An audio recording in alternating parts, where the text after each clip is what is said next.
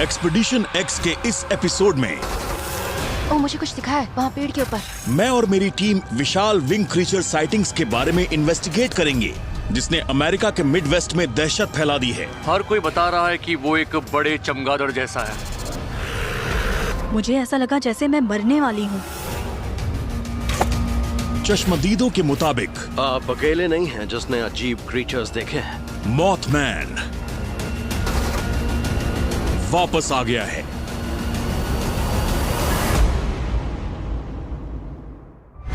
मैं हूं Josh gets. अपनी एक्सपीडिशंस के दौरान मैंने ऐसी चीजें महसूस की हैं जिनका लॉजिक मुझे समझ में नहीं आया। ये कैसे हो सकता है? मैंने एक टीम बनाई है जो अननोन के उस अजीब हिस्से को इन्वेस्टिगेट करेगी। चलते हैं। फिल टॉरिस एक साइंटिस्ट हैं जो हर घटना का वैज्ञानिक जवाब ढूंढते हैं। वाकई कमाल है, हमने टूम्बस्टोन्स को ढूंढ निकाला। वहीं जेसिका चोबॉट की पैरानॉर्मल रिसर्च ने उन्हें भूतों पर यकीन दिला दिया है। इस जंगल में एक राक्षस रहता है। फिल्म मैंने अभी किसी को भागते देखा। एक साथ हम जवाब ढूंढ रहे हैं दुनिया के कुछ हैरत अंगेज रहस्यों के। ये है एक्सपीडिशन एक्स। तो फिल और जेस, मैं उस केस की बात कर रहा हूं जिससे बहुत सारे लोग डरे हुए हैं, और ये केस बिल्कुल अलग है। अगर मैं सच कहूं तो ये खतरनाक भी है। मैं तो अभी से डर गई हूँ। किस केस के बारे में बात कर रहे हैं? मैं किसी अनआइडेंटिफाइड फ्लाइंग ऑब्जेक्ट की बात नहीं कर रहा। ये केस जुड़ा है एक अनआइडेंटिफाइड फ्लाइंग क्रीचर से। इससे पहले कि फिल कमरे से भाग जाएं, मैं आपको एक वीडियो दिखाना चाहूंगा। जरा ये देखिए। वाओ, शायद बर्ड है। चमगादड़ जैसा है। आखिर क्या है ये? ड्रैगन जैसा लगता है। बिल्कुल। मतलब इसके पंख बहुत बड़े हैं। वाह, ये ड्रैगन है। ये जो भी हो, इसे आइडेंटिफाई नहीं किया जा सका, लेकिन ये उन रिपोर्ट्स में से एक है जिनमें लोगों ने बताया कि उन्होंने उसे उड़ते देखा है। वो इंसान जैसे क्रीचर्स हैं और उसे देखने वाले सब के सब डरे हुए हैं। ये बात समझ में आती है क्योंकि हमारे अंदर डर बैठा हुआ है। कोई भी इंसान आसमान में इतने बड़े शिकारी को देख के जरूर डरेगा। हाँ, मैं भी इस बात से सहमत हूँ। कोई भी डरेगा क्योंकि आकाश में एक डार्क वेब्ड विंग्ड ह्यूमनॉइड को फ्लाई करते देख कौन नहीं डरेगा। तो अब बात करते हैं इस स्पेशल केस की।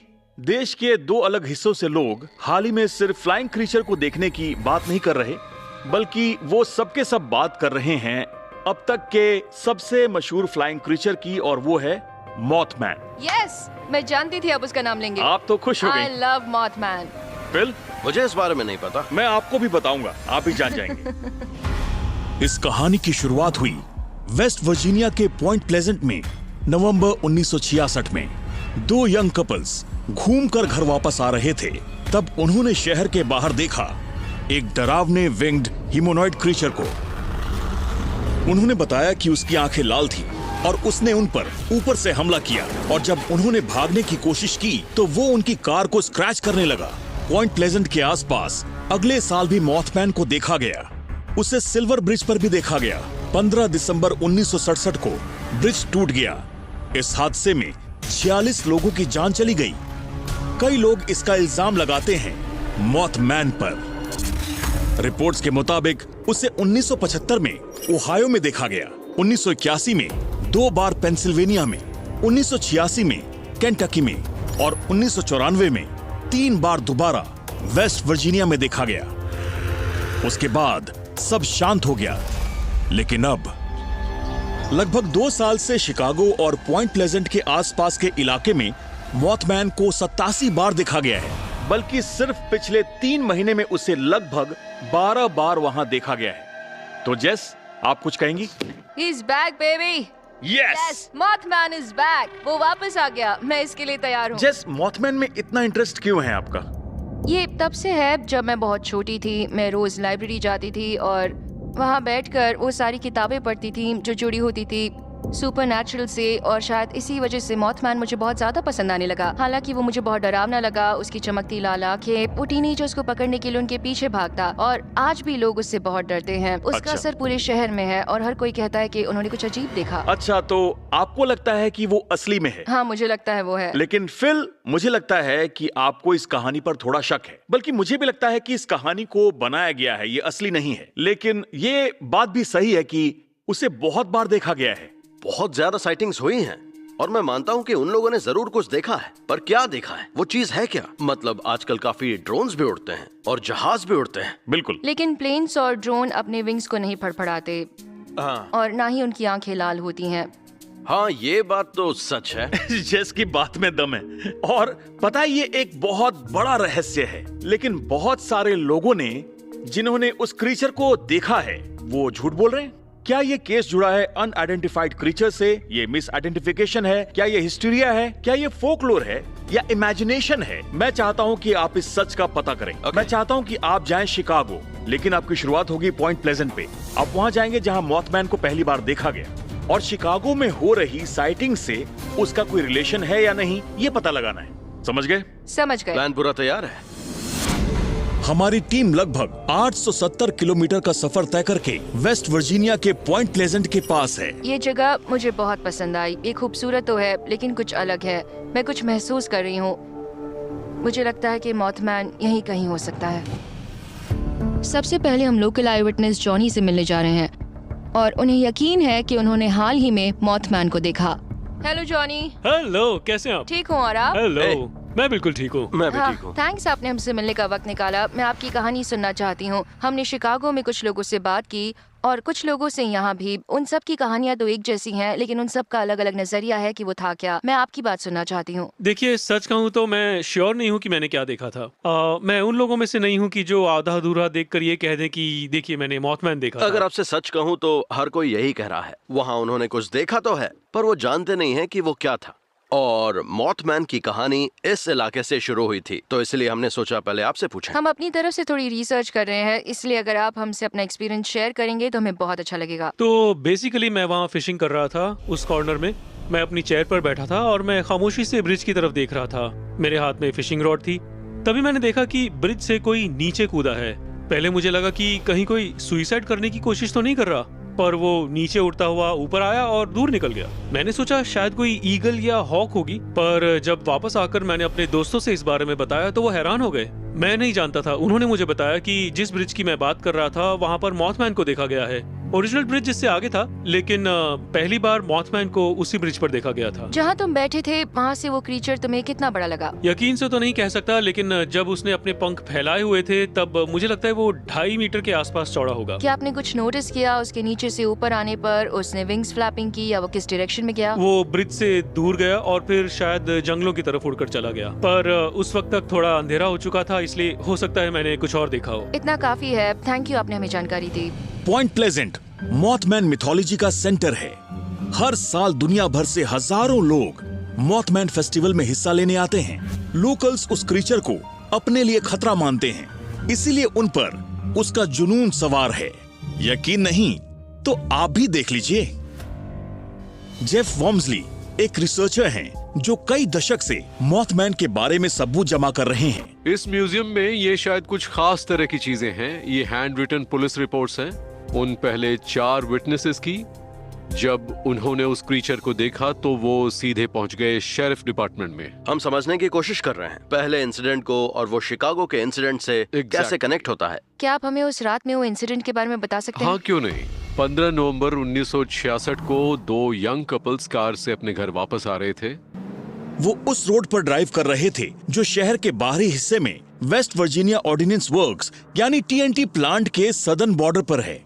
वहां पर उन्होंने कुछ देखा। उन्हें लगा वो कोई आदमी है, लेकिन जैसे ही वो करीब पहुंचे उनके सामने थी 10 फीट लंबी विंग्स और चमकती लाल आंखें। अचानक वो उड़ा और कार के ऊपर पहुंच गया। वो डर गए। ड्राइवर ने उस क्रीचर से पीछा छुड़ाने के लिए 120 किलोमीटर प्रति घंटे की रफ्तार से कार चलाई, लेकिन फिर भी कार पर बैठे उस क्रीचर के पंजे टस से मस नहीं हुए।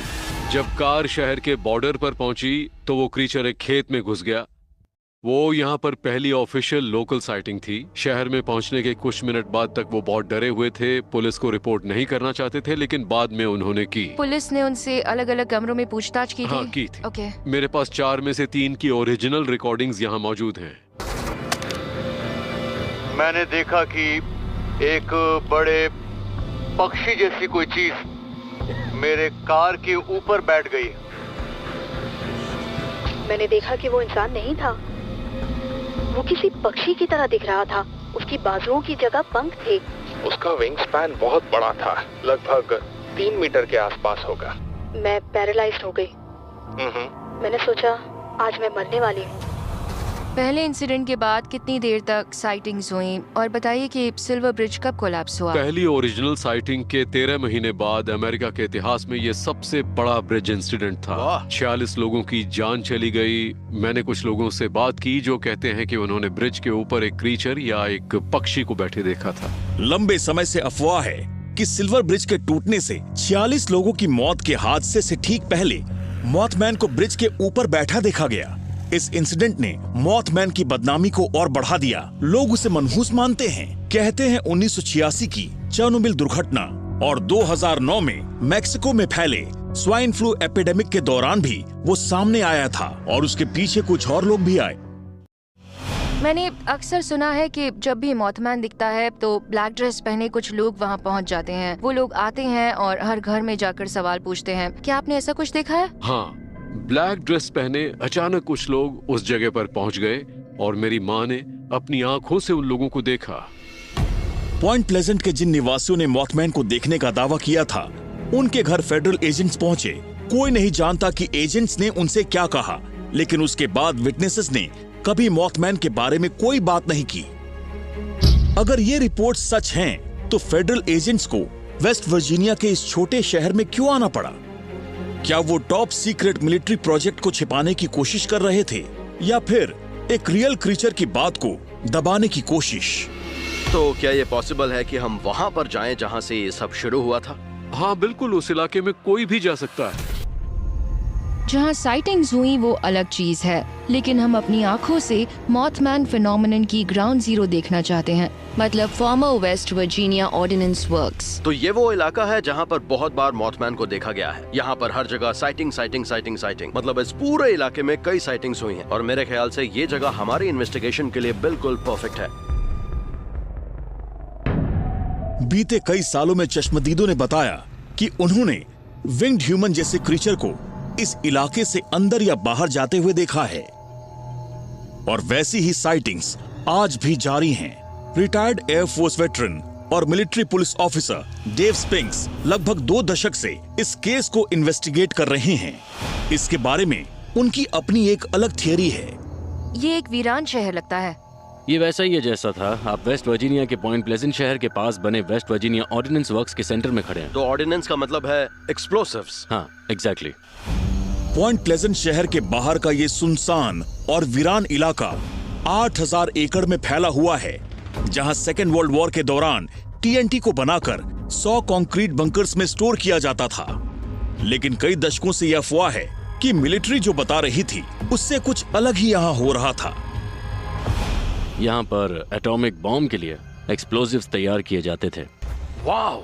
इस इलाके में हुई मॉथमैन साइटिंग्स के बारे में आप क्या सोचते हैं? मुझे तो लगता था कि वो मिलिट्री का कोई सीक्रेट प्रोजेक्ट है। शायद मिलिट्री मॉथमैन सुनने में साइंस फिक्शन लगे, लेकिन ये सच है कि कोल्ड वॉर के दौरान यूनाइटेड स्टेट्स ने कई टॉप सीक्रेट प्रोग्राम्स में पैसा लगाया।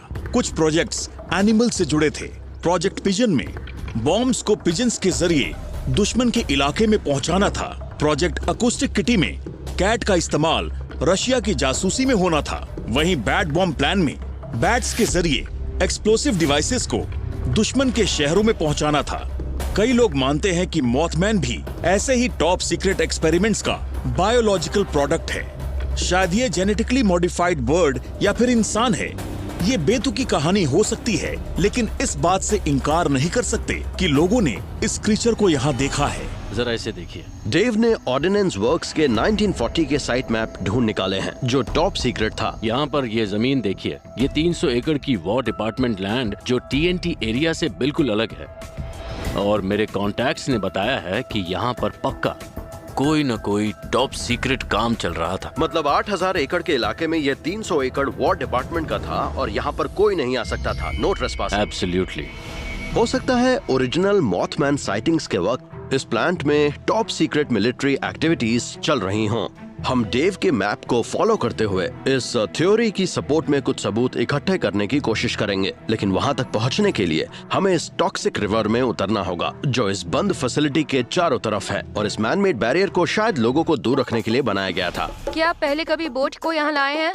नहीं, कभी नहीं लाए। इस पानी के बारे में क्या ख्याल है स्पेशल स्टाफ? जी हाँ, अगर 1 से 10 तक नंबर देने हो, 10 मतलब पूरे पागल, यहाँ आने के हमें कितने नंबर देंगे? शायद पूरे 10। हो, अच्छी बात है, मैं हर काम ऐसे ही करती हूँ।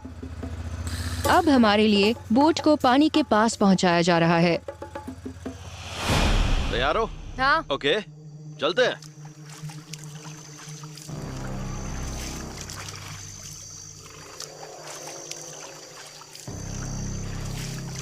ये बिल्कुल अलग तरह की जगह है। यहाँ पर पहले बहुत सारी साइटिंग्स हुई हैं और यहाँ पर गवर्नमेंट भी एक्टिव थी। मॉथमैन हमेशा यहीं पर आता था। यहीं से सब शुरू हुआ है। किनारे पर चलते हैं। बोट से निकलकर हमने अपने कदम जमीन पर रखे। तो इस वक्त मैं देख रहा हूँ इन पेड़ों को, और यहाँ पर बहुत से पक्षी होंगे, शायद मॉथमैन भी हो। मुझे तो सिर्फ बग्स दिख रहे हैं। हाँ, यहाँ पर बहुत कीड़े मकोड़े हैं।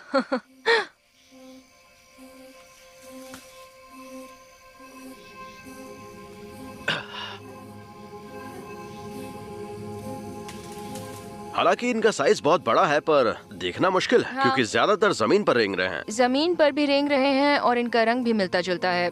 मुझे लगता है सिर्फ पेड़ों का रंग कुछ अलग है। बिल्कुल सही कहा। तो हम इन्हें आसानी से नहीं देख सकते, है ना? हाँ बिल्कुल। आखिरकार हम मैप में दिखाए गए उस इलाके में पहुंच गए। कुछ लोगों के मुताबिक गवर्नमेंट यहाँ ऐसा सीक्रेट मिलिट्री प्रोजेक्ट चला रही थी जो मॉथमैन साइटिंग से जुड़ा हो सकता है। मुझे कुछ दिखाई दिया है। चलो देखते हैं। ये चीज पूरी तरह से ढकी हुई है, जरा देखो। हाँ। ये तो लगभग लैंडस्केप का हिस्सा बन चुकी है। पता नहीं इसे कितने सालों से खोला नहीं गया। तैयार है ना? संभल कर।